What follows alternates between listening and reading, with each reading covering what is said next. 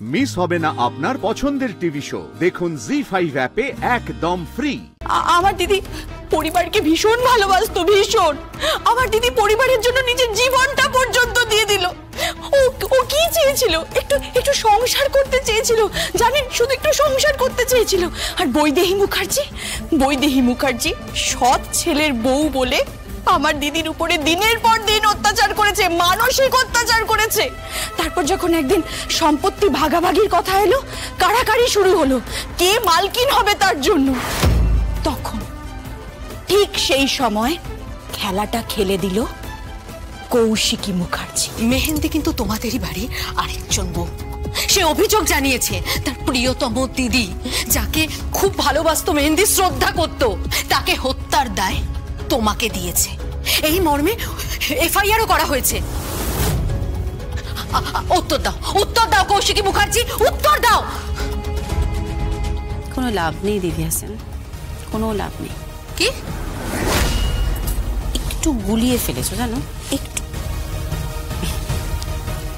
এই অঞ্চলটা যারা ঘিরে রেখেছে না, মিডিয়ার ভাইরা বোনেরা যাদের দেখতে পাচ্ছ, এরা প্রত্যেকে না আমার কোম্পানিতে কাজ করে। মানে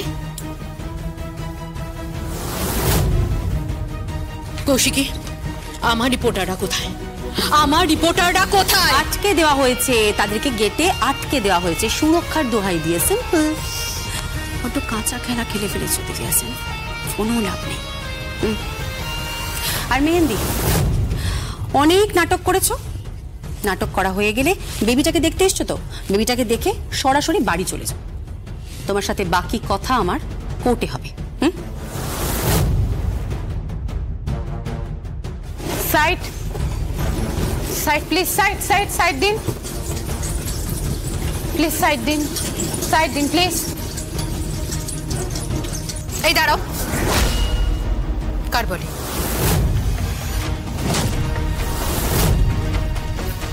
মিস্টার বটবেল, আপনি চেক করবেন না এটা কার বডি?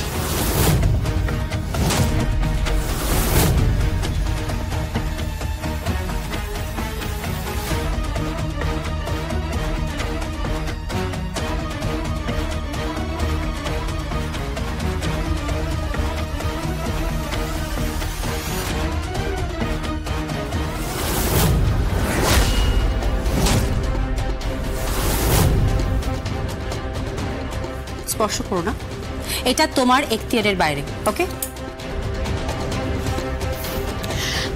কে মারা গেল? মনে হলো আইসিইউ থেকে এলো বডিটা। হ্যাঁ, আইসিইউ বিয়ে বেড নাম্বার 4 এর পেশেন্ট মারা গেল।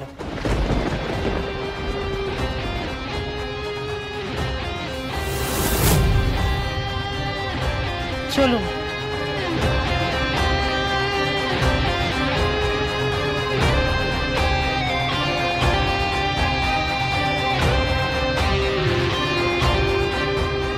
God bless you, my dear Jagaddhatri. God bless you.